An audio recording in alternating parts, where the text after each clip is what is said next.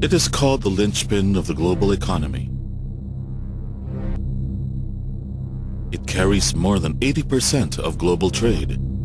Nations, industries, jobs, livelihoods, and billions of investment worldwide depend on it.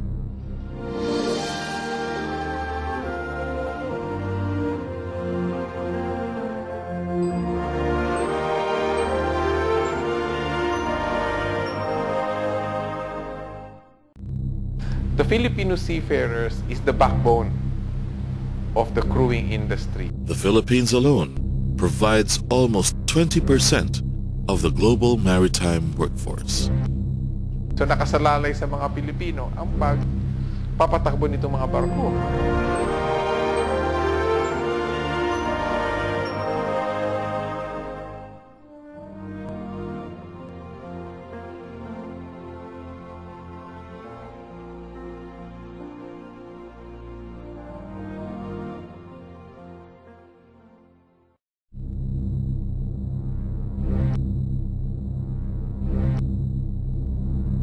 Ang AB ko, ang hindi ko makalimutan na karanasan, yung muntik na ako mamatay.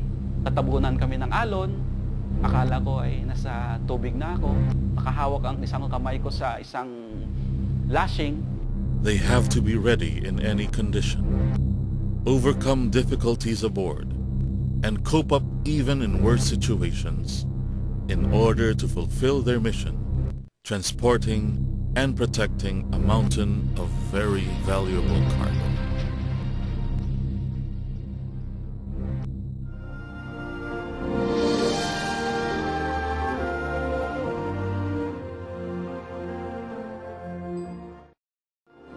Their struggle does not end at sea, because they also have to deal with the issues and challenges of the families left behind.